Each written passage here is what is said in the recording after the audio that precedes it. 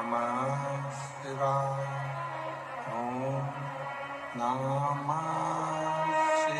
शिवाय।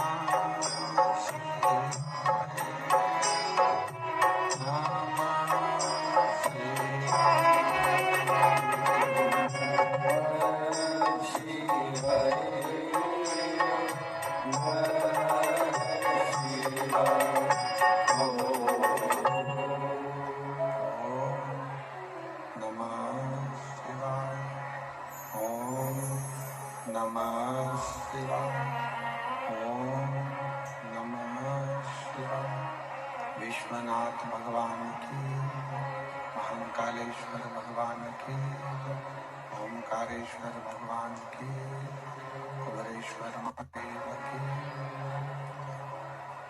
हर हर महादेव, हर हर महादेव, हर हर महादेव। काशी विश्वनाथ और वर्धनी त्रिकालदर्शी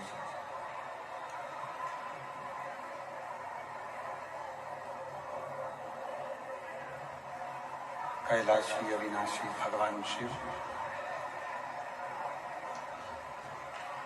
जिनकी उन्हीं पावन पवित्र शिव महापुराण की कथा भगवान शिव की कृपा से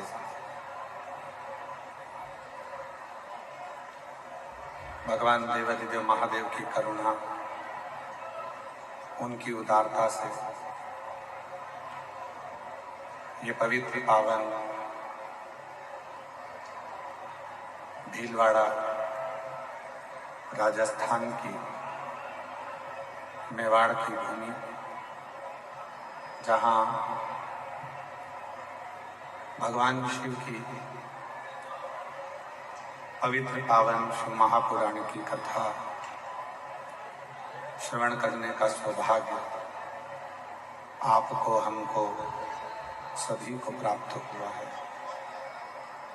बड़े भाग्यशाली हैं भीलवाड़ा के सभी रहनिवासी, जो इस पवित्र पावन शिव महापुराण की कथा को श्रवण करने का सौभाग्य आप सभी को प्राप्त हुआ। कथा मंडप में विराजमान सभी ब्राह्मण, संत जन, गुरुजन, साधु जन, तपस्वी जन एवं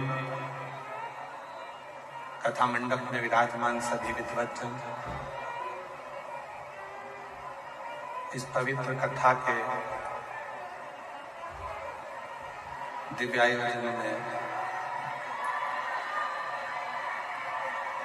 इस दिव्य कथा को आयोजित करने वाले श्री संकट मोचन हनुमान जी महाराज,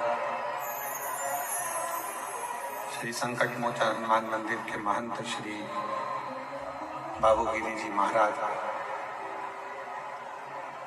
एक बार महंत श्री बाबूगिरी महाराज जी के लिए जोरदार ताली बजाकर उनका स्वागत, वंदन, अभिनंदन, जिन्होंने इस पूरी कथा को दिव्यता के साथ, भव्यता के साथ में आयोजित किया। साथ में विधायक महोदय श्री अशोक जी कोठारी जी एवं शिव महापुराण कथा समिति भीलवाड़ा राजस्थान, सभी इस कथा के मुख्य यजमान परिवार एवं सभी श्रोता भाई बहन, सभी यजमानों के लिए एक बार जोरदार ताली बजाकर उनका साधुवाद, वंदन, अभिनंदन।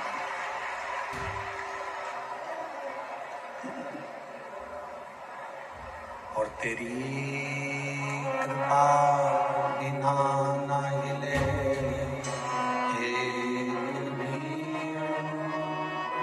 ले श्वास तेरी कृपा से तनु बखान क्या करूं मैं राहों के काला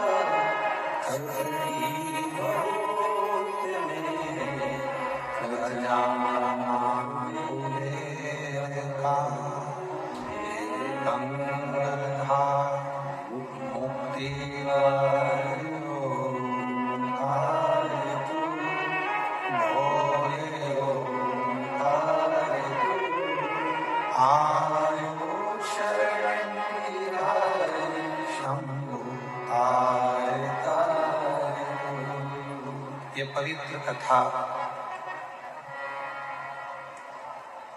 एक विश्वास का प्रतीक है।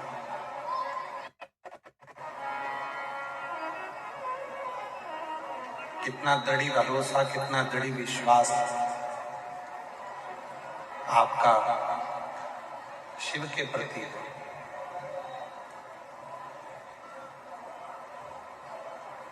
आप कितना विश्वास भगवान शंकर के चरणों में रखते हैं।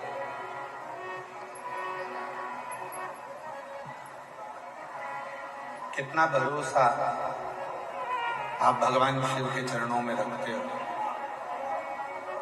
यह आप पर निर्भर करता है।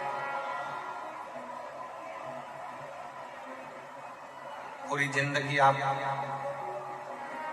जल चढ़ाते रहो और आपका विश्वास ही शिव के प्रति नहीं है तो वो जल का कोई महत्व नहीं।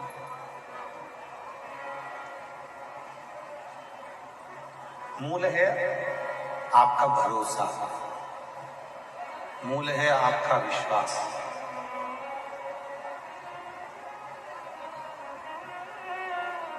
शिव महापुराण की कथा कहती है, जब भगवान शिव के पास में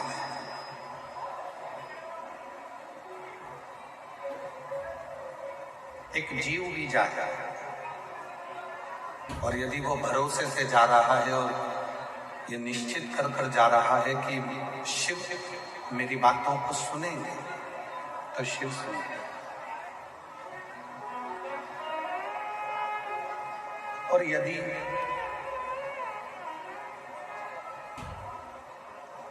संसार का कितना भी विद्वान से विद्वान व्यक्ति क्यों ना हो, उसकी कितनी भी विद्वत्ता क्यों ना हो, और वो बिना विश्वास के अगर जिंदगी भर भी तप करे, भजन करे, स्मरण करे, तो भी उसका कोई फल नहीं।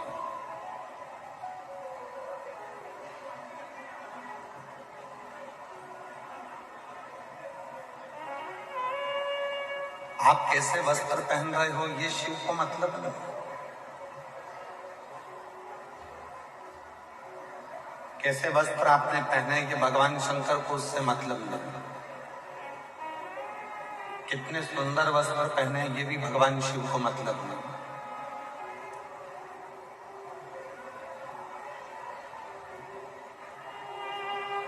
भगवान शिव को यदि आपसे चाहिए तो केवल वस्त्र की सुंदरता नहीं, चेहरे की सुंदरता नहीं, स्वरूप की सुंदरता नहीं। शिव जी को यदि चाहिए तो आपके केवल मन की सुंदरता होना चाहिए और शिव आपको स्वीकार करे।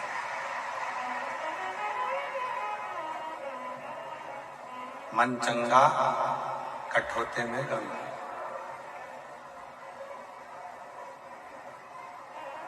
मन ही क्लीन नहीं है, मन ही साफ नहीं है और सोचें कि हम भगवान शिव को प्राप्त कर लें तो भगवान नहीं मिल सकते।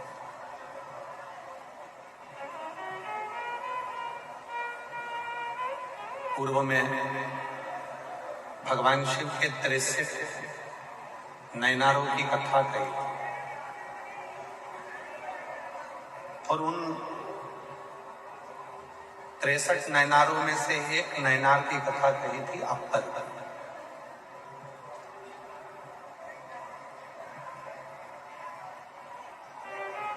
अभी पूर्व में ही कथा में शायद शिरूर की कथा में कहा था अपर का। अपर भगवान शिव का बाल्यावस्था में भक्त रहा, भगवान शिव की शरणागति में रहा, भगवान शंकर का भजन करा और एक दिन संगत में बिगड़ गया और दूसरे धर्म में चले गया।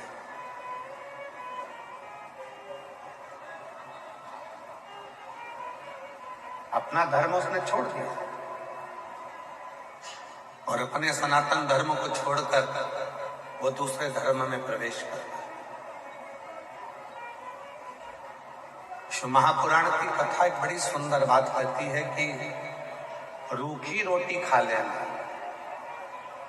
चटनी से रोटी खा लेना, दुनिया के धक्के खा लेना, पर दूसरे धर्म में कभी प्रवेश मत करना, अपना सनातन धर्म छोड़। दूसरे धर्म में प्रवेश मत करना, अपना सनातन धर्म छोड़।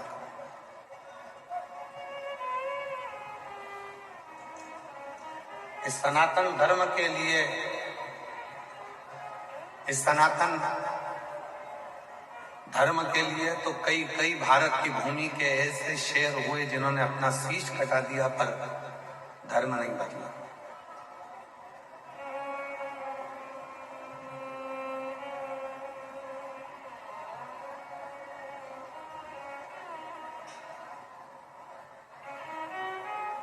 घास की रोटी खा ली पर अपना धर्म नहीं बदला। जंगलों में पड़े रहे पर अपना धर्म नहीं बदला। जगत के ठोकर खाते रहे पर अपना धर्म नहीं बदला। मरते मर गए पर अपना धर्म नहीं बदला। और आज के जमाने में ना जाने लोगों को क्या लाभ मिलता है। अपना सनातन धर्म लोगों को बुरा लगता है और दूसरा धर्म लोगों को अच्छा लगता है।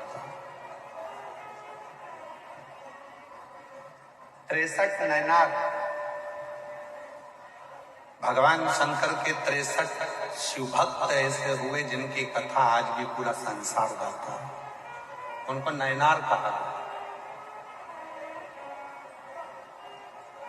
गिनती में वो 63 नयनार है। 63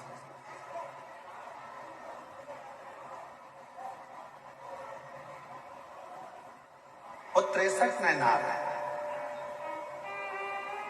और उन 63 नयनारों में एक अपर ऐसा नयनार है, ऐसा शिव जी का भक्त है जो अपना धर्म छोड़े और दूसरे धर्म में चले गए। पर दूसरे धर्म में जाने के बाद जब शरीर में रोग आ गया, शरीर में कष्ट आ गया, तो उस धर्म के लोगों ने उसको छोड़ दिया। शरीर अच्छा था तब तक रखा,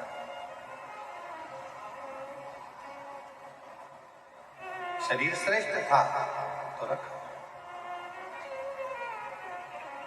ये छोड़ दो।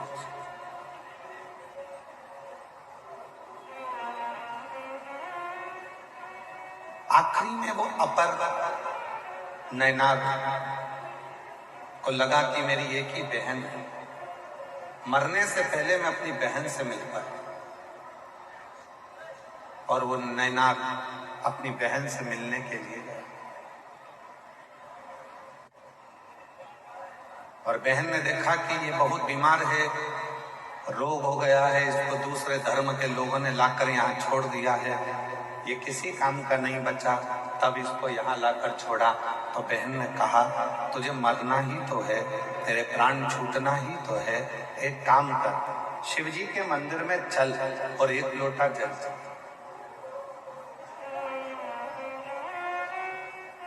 वो अपर नैनार ने कहा कि मैं शंकर जी के मंदिर जाऊंगा तो लोग क्या कहेंगे कि ये पहले तो उस धर्म में चले गया और अब वापिस पलट कर आया और शिव जी के मंदिर जाना चालू कर दिया। बहन ने कहा दुनिया कहेगी कहने दे, दुनिया ताना देगी देने दे, दुनिया अपशब्द कहेगी कहने दे, तू तो चल शिव के मंदिर में एक लोटा जल चढ़ाने चल। और शिव के मंदिर में वो अपर अपनी बहन के साथ में जल चढ़ाने के लिए जैसे ही गया, उसने जल शिव जी पे चढ़ाना प्रारंभ करा और उस जल का प्रोक्षण अपने ऊपर करा, उस जल का आचमन उसने करना प्रारंभ करा, उसका पूरा शरीर ठीक हो गया। शरीर ठीक हुआ तो अब वो दूसरे धर्म के लोग, जिस धर्म में वो पहले चले गया था, उस धर्म के लोग उसको लेने के लिए आए। ठीक हो गया, चल हमारे साथ। नहीं गए, अब नहीं जाऊंगा।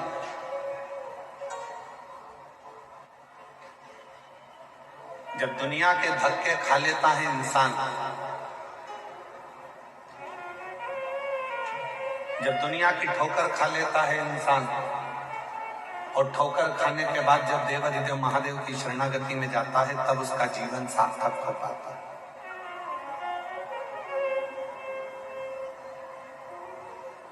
और आप लोगों से निवेदन है,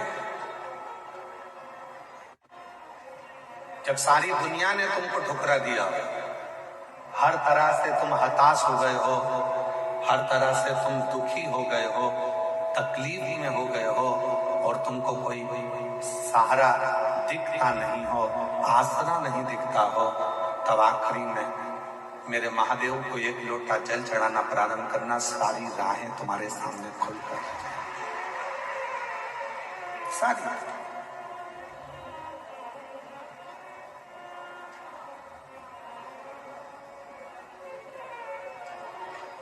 और शंभु शरण पड़ी मांगू घड़ी रे दुख का दया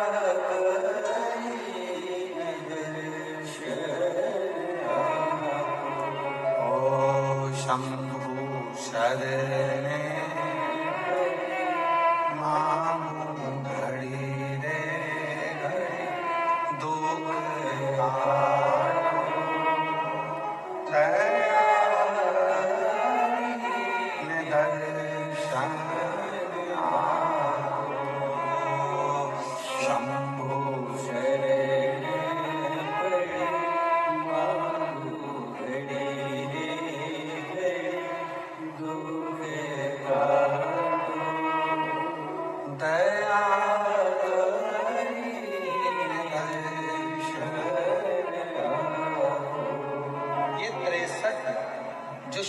भक्त हुए हैं, ये 63 जो भगवान शंकर के नैनार हुए हैं, ये 63 जो शिव के उपासक हुए, इनकी कथा केवल कथा नहीं है, इनकी कथा हमारे जीवन में एक उद्देश्य, हमारे जीवन का एक लक्ष्य, हमारे जीवन की एक मंजिल निश्चित करती है, एक मंजिल निश्चित करती है।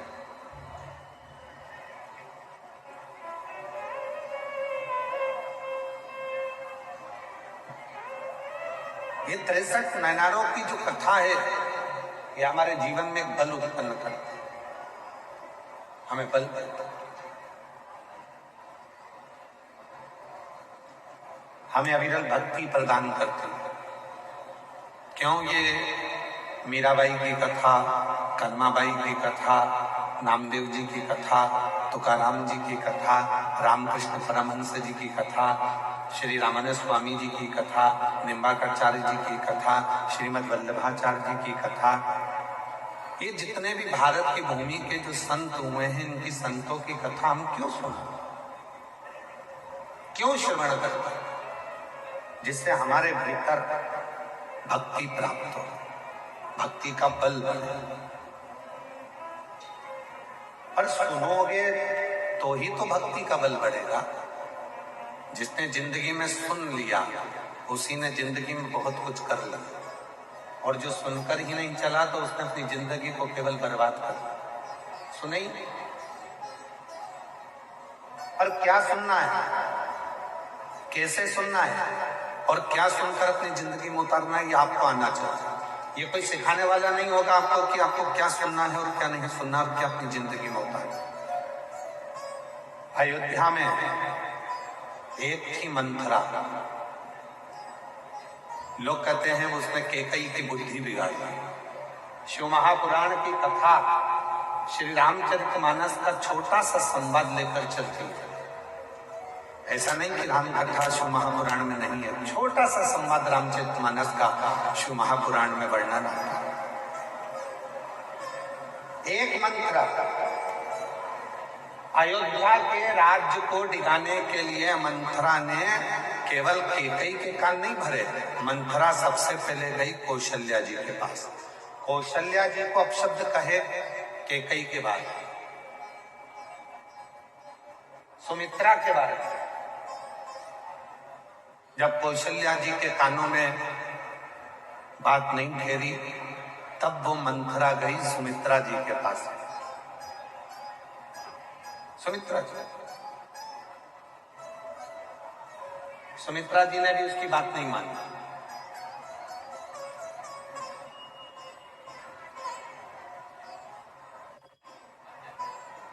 माता सुमित्रा भी उसकी बात नहीं मानी। तब वो मंथरा गई कैकेयी के पास और कैकेयी ने उसकी बात को माना। अब देखिए जरा, मंथरा पहले कौशल्या जी के पास गई, कौशल्या जी ने बात को नहीं माना। मंथरा फिर सुमित्रा जी के पास गई, सुमित्रा जी ने बात को।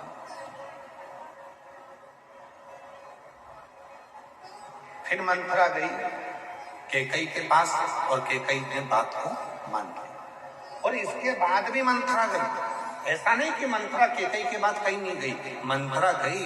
जब भरत जी अपने नाना के घर से आए तो मंथरा उनके पास भी गई। और जो भरत जी के पास जाकर मंथरा ने बोलना चालू करा तो भरत जी को गुस्सा आया और मंथरा को उठाकर पटक दिया।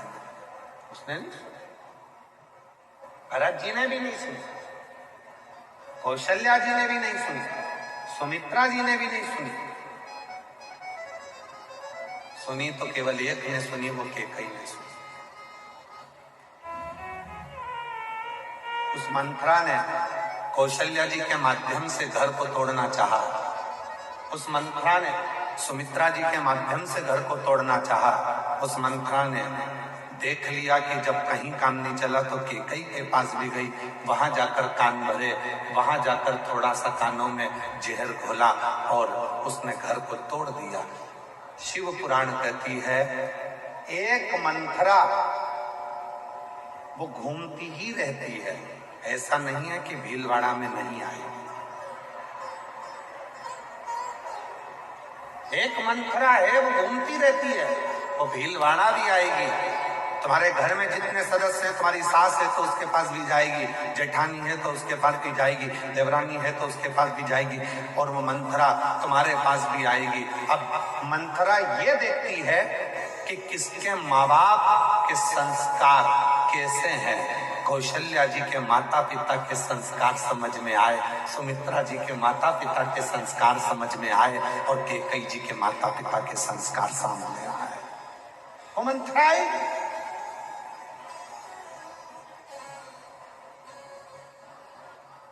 मंथरा जानती थी कि कैकेयी के माता साधारण नहीं थी। आप सभी ने रामचरितमानस में स्मरण करा होगा, कैकेयी के पिताजी को, कैकेयी नरेश को एक वर था। कैकेयी नरेश को एक वर था, कोई पक्षी अगर आपस में बात करेंगे तो वो सुन लेते थे कि बात क्या कर रहा है। कोई पशु आपस में बात करते थे तो वो सुन लेते थे कि बात क्या कर रहा है। कोई जीव जंतु आपस में बात करते थे तो कैकेयी नरेश को मालूम पड़ जाता था कि बात क्या कर रहा है। ये वर कैकेयी नरेश को था। और कैकेयी नरेश को वर के साथ में एक और वचन था, कैकेयी नरेश तुम पक्षियों की बात सुन लोगे, तुम पशुओं की बात सुन लोगे, तुम जीव जंतु की बात सुन लोगे, पर तुमने अगर किसी को बता दिया कि ये पक्षी आपस में क्या बात कर रहे हैं, उसी दिन तुम्हारे प्राण छूट जाए, उस दिन तुम मर जाओगे, तुम्हारे प्राण चले गए। कैकेयी नरेश ने वचन दे दिया कि मैं इस बात को किसी को नहीं बताऊंगा। कैकेयी नरेश आराम से रहने लगे। समय बीत गया। एक दिन अपनी पत्नी के साथ में कैकेयी नरेश माता कैकेयी की माता के साथ में कैकेयी नरेश अपनी पत्नी के साथ में भ्रमण को चले और दो पक्षी आपस में बात कर रहे थे और कैकेयी नरेश उनको सुनकर हंस दिया। तो कैकेयी की माता ने उनसे कहा, आप क्यों हंसे? पति ने कहा, ये दोनों पक्षियों की बात सुनकर हंसा। तुम बात जानते हो? हाँ। मुझे बताओ कि आखिर हंसे क्यों? कैकेयी नरेश ने कहा, मैं बता नहीं सकता, अगर मैंने तुझे बता दिया तो मैं अभी के अभी मर जाऊंगा। पत्नी कहती है, भले अब भी मर जाओ, पर तुम मुझे बताओ कि तुम हंसे क्यों? क्या बात करी पक्षियों ने? तो कैकेयी नरेश ने बहुत समझाया अपनी पत्नी को कि मैं बताऊंगा और मर जाऊंगा, पर कैकेयी नरेश की पत्नी ने जिद पकड़ ली कि भले मर जाओ पर तुम मुझे बताओ। तब कैकेयी नरेश ने दोनों पक्षियों की बात जैसे ही अपनी पत्नी को बताया, बताते से कैकेयी नरेश के प्राण छूट गए, मर गया। मंथरा जानती थी माता पिता के संस्कार एक ऐसे संस्कार होते हैं जो जीवन में हमेशा अपने भीतर रहते हैं। इसलिए मंथरा आएगी, तुम्हारे को भड़काने का प्रयास करेगी। बहू तुम्हारी गलत है, सास तुम्हारी गलत है, बेटा ऐसा है, बड़े बेटे ने ऐसा कर दिया, छोटे बेटे ने ऐसा कर दिया, उसने वैसा कर दिया, उसने वैसा कर दिया। ये मंथरा धीरे धीरे धीरे धीरे स्लो पॉइजन तुम्हारे कानों में देना प्रारंभ करेगी। और याद रखना, ये तुमने अगर मंथरा की बात को सुन लिया तो तुम्हारा घर टूट गया, फिर वो घर संभल नहीं पाया, फिर टूट कर ही रह गया, टूट ही। अब कई लोग कहते हैं, गुरुजी मान लो कोई ने अगर हमारे कानों में आकर कुछ कह दिया और हमने सुन लिया और सुनकर हमारा घर टूट गया, तो उस घर को वापस जोड़ना है तो क्या करना पड़ेगा? तो कितनी सुंदर बात कही है, लोहे को काटने के लिए लोहे का प्रयोग करना पड़ता, रोग को मिटाने के लिए दवाइयों का प्रयोग करना पड़ता। उसी तरह अगर तुम्हारा घर दूसरों के सुनने से बिगड़ा है तो तुम्हारा घर शिव महापुराण की कथा सुनने से सुधरना प्रारंभ होगा। सुनने से बिगड़ा, यदि घर सुनने से बिगड़ा है तो सुनने से ही सुधरेगा। दूसरे का कहना सुना, घर बिगड़ा। अब शिव पुराण सुनो, घर सुधरे, घर सुधरे। और ये बात केवल सहजता वाली विषय नहीं है कि रामचरितमानस, शिव महापुराण में जब भगवान शंकर का विवाह माता पार्वती जी के साथ हो रहा था, हिमालय राज ने पूरा साज सजाया था, बहुत सारे कलश लगाए थे, तोरण द्वार लगाए थे, मंडप लगाए थे, पूरा साज सजा हुआ था, पूरा संपूर्ण साज। शिव जी का विवाह पार्वती के साथ।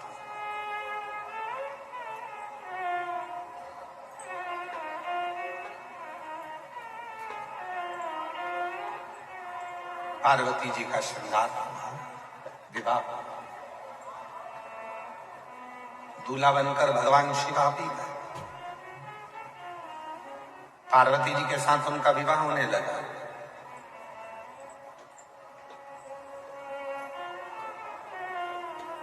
हम आपसे पूछते हैं, शादी के समय पर जितनी लड़की खुश दिखती है उतना लड़का खुश नहीं दिखता। तुम पूरी दुनिया के दूल्हा और दुल्हन को देख लेना, और बल्कि स्टेज पर अगर लड़की ज्यादा खुश दिखती है तो पति का मुंह देखकर बेचारी वो भी मुसद्दी लाल हो जाती है, एकदम चुप। ज्यादा हंसूंगी, मुस्कुराऊंगी, अपनी बहनों से बात करूंगी, सहेलियों से बात करूंगी, इनका मुंह मेंढक की तरह लटका हुआ है तो मुझे भी ऐसे करना पड़े। बोल, चेहरा उतरा।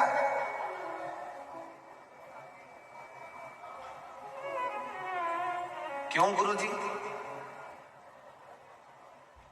पार्वती जी के भी चेहरे पर बहुत मुस्कुराहट, शादी के समय पर हंस रहे, मुस्कुरा रहे, और पार्वती मैया खूब मुस्कुरा रही, खूब हंस रही, प्रसन्न होना चाहिए। जिंदगी के ये जितने 16 संस्कार हैं, जीवन के जितने 16 संस्कार हैं, इन 16 संस्कार में आपके चेहरे पर प्रसन्नता होना चाहिए, मुस्कुराहट होना चाहिए। और यहां तक शिव पुराण कहती है कि आखिरी का जो संस्कार है ना, अंतिम संस्कार, शिव पुराण कहती है उसमें भी आपके चेहरे पर मृत्यु की सैया पर भी अगर आपके प्राण छूट रहे हैं तो मृत्यु की सैया पर भी आपके प्रसन्नता होना चाहिए कि अभी तक संसार से मिला था, अब जा रहा हूं उस परमात्मा से मिलने के लिए। ये मेरे चेहरे की प्रसन्नता है, प्रसन्न।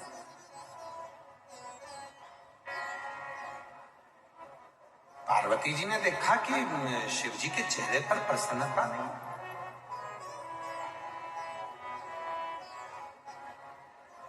क्या बात है, एकदम जैसे शंकर भगवान पहले थे वैसे ही आज नजर आ रहे हैं,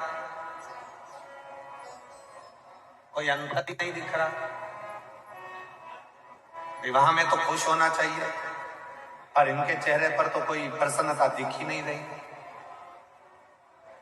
बात क्या है?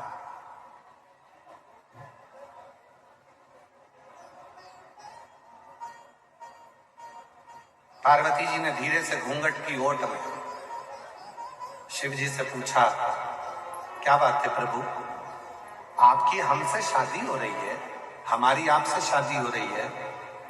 मेरे पिता हिमालय राज कन्यादान करने के लिए बैठे हैं, मेरी मां मैनावती भी कन्यादान करने के लिए बैठी है, और आपके चेहरे पर प्रसन्नता नहीं, आप मुस्कुरा नहीं है। शंकर भगवान बोले, पार्वती, जिंदगी का कोई सा भी पहलू हो, घर में करोड़ों का धन भी आ जाए ना, तो व्यक्ति को अपने पुराने समय को नहीं भूलना चाहिए। और जिंदगी में कितना भी दुख आ जाए, व्यक्ति को अपने पुराने स्मरण को नहीं भूलना चाहिए। सम रहे, सम रहे, हाँ, सम। मैं समझी नहीं। शिवजी ने कहा, पार्वती,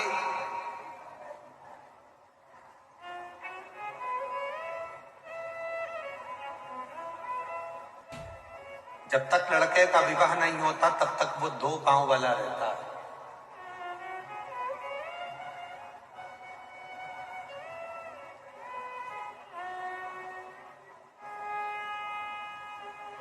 दो पांव का रहता है, कहीं पर भी जाता है, कहीं पर भी आता है, मानव का जीवन जीता है, खाता है, पीता है, रहता है। शादी हो गई, उसके साथ में 2 पांव और जुड़ गए। अभी तक वो मानव था, अब 4 पांव वाला हो गया, मतलब वो पशु हो गया। कितने पांव का हो गया? जम के बोलो। जिसके साथ वो फेरे ले रहा है 2 पांव उसके हैं, 2 पांव पीछे पीछे जो चल रही है उसके हैं। अब वो 4 पांव का हो गया, पशु हो गया। पशु का मतलब है अब उसके ऊपर भार आ गया, बोझा आ गया। गधे जैसा अब उसको बोझ ढोना ही ढोना है। पूरे परिवार को लेकर चलना है, सबको लेकर चलना है। अब उसके ऊपर भार आ गया।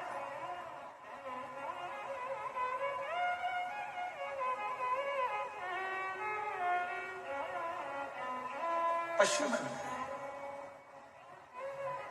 दुनिया के लोग कहते हैं शंकर भगवान पशुपतिनाथ है। शिव महापुराण में भगवान शंकर के विवाह का प्रसंग कर रहा है कि भगवान शंकर पार्वती जी से कहते हैं कि केवल मैं अकेला पशुपतिनाथ नहीं हूं। जिस लड़के की शादी होती है और वो अपनी पत्नी के साथ जब 7 फेरे लेता है तो वो भी पशुपतिनाथ बन जाता है। वो भी पशुपति। मतलब अब तेरे ऊपर भी भार आ गया। अभी तक 2 चरण थे, अब 4 चरण आ गए। अभी तक 2 पांव थे, अब 4 पांव आ गए। जब 4 पांव आ जाए तो समझ लेना कि बोझा ढोना चालू करना है, सबका वजन ढोना है। ससुराल वालों को भी झेलो और अपने परिवार वालों को भी झेलो। वो कुछ बोले उनको भी झेलो, वो कुछ बोले उनको भी झेलो। सारे रिश्ते, नाते, कुटुंब, कबीला सब बोझा कंधे पर आ जाता। तो इतनी सी बात पे डर रहे हो?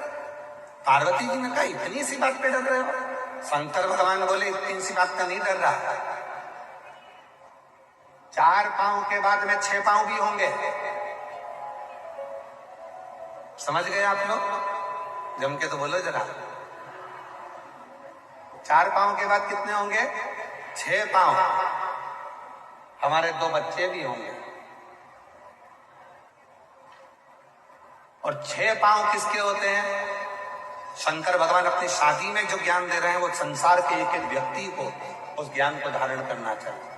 जब तक तुम्हारे 2 पांव हैं, तुम मानव हो, इंसान हो, जा रहे हो, ला रहे हो, कमा रहे हो, एंजॉय कर रहे हो, खा रहे हो, दोस्तों के साथ बैठ रहे हो, घूम रहे हो, फिर रहे हो, सब कुछ है। पर शादी हो गई, 4 पांव हो गए।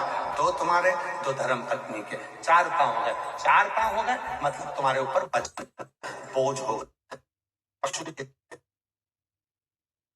पड़ेगी, सबके लिए संभालना पड़ेगा, सबको जोड़ना पड़ेगा। इसके बाद में अभी 2 पांव और बढ़ने वाले हैं, मतलब तुम्हारे घर में 2 बच्चे होने वाले हैं। अब कितने पांव हो गए? मतलब 1 बच्चा होने वाला है तो कितने पांव हो गए?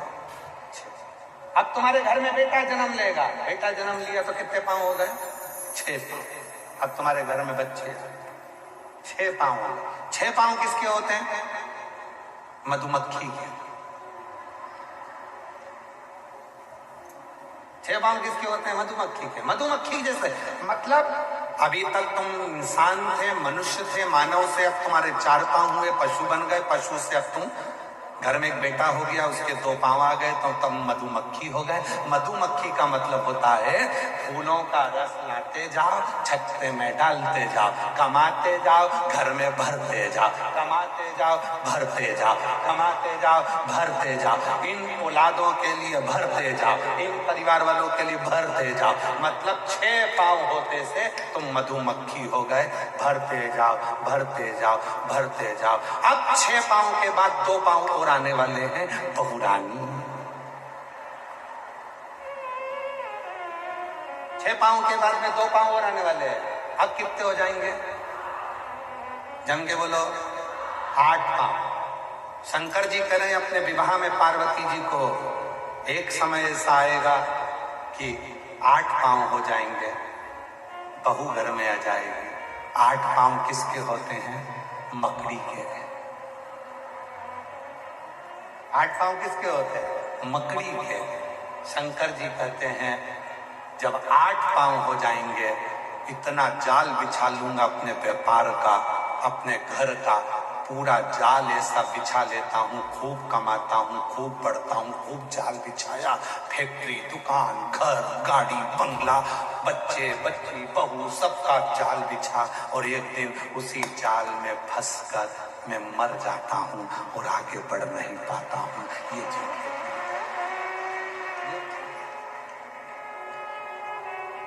अब बता पार्वती, शादी में मुस्कुराऊं कि एक जैसा रहूं? अब बोलो बोलो, मुस्कुराऊं? वजन बढ़ा, वजन, परिवार बढ़ा तो कमा कमा कर लाना पड़ेगा, देना पड़ेगा। इसलिए शिव जी की कथा कहती है शंकर भगवान सम है, इसलिए उनका नाम है समेश्वर महादेव। शिव सम, समेश्वर, एक जैसे रहते हैं। कोई मन में विचार नहीं, कोई मन में सोच नहीं, कोई मन में विचार नहीं इस तरह का कि मुझे क्या मिले। फिर वो किसी ने एक बहुत सुंदर बात कही कि 4 दिन की चांदनी फिर अंधेरी, फिर वही। दूल्हों को देखो, शादी में जो दूल्हा सबसे ज्यादा नाचता है, बाद में पानी की बाल्टी और दूध की थैली वही खरीदने जाता है।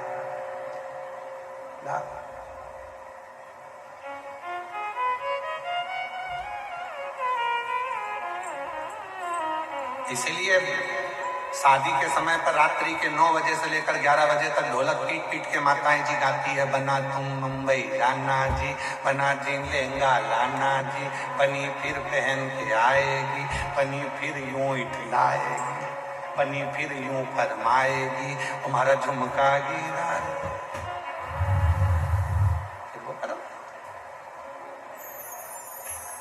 क्यों?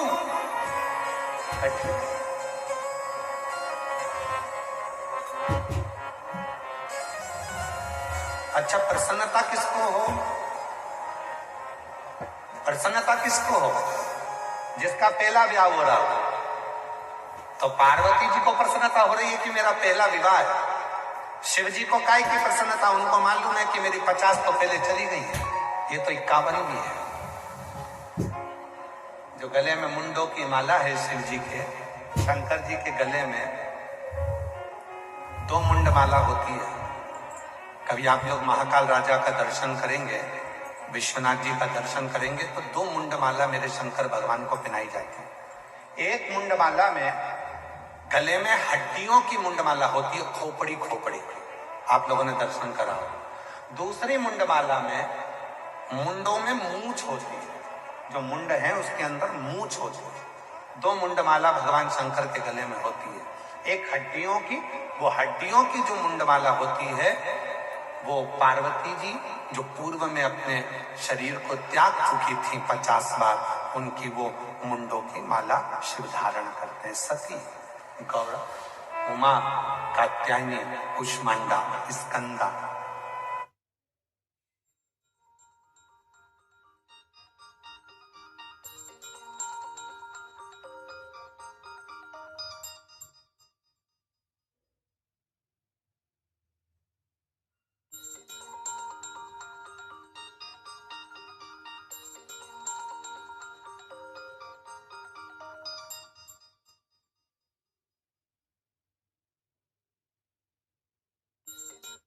पगला, मातंगी, धूमा, ऐसी माता पार्वती जी के जो स्वरूप पहले हो चुके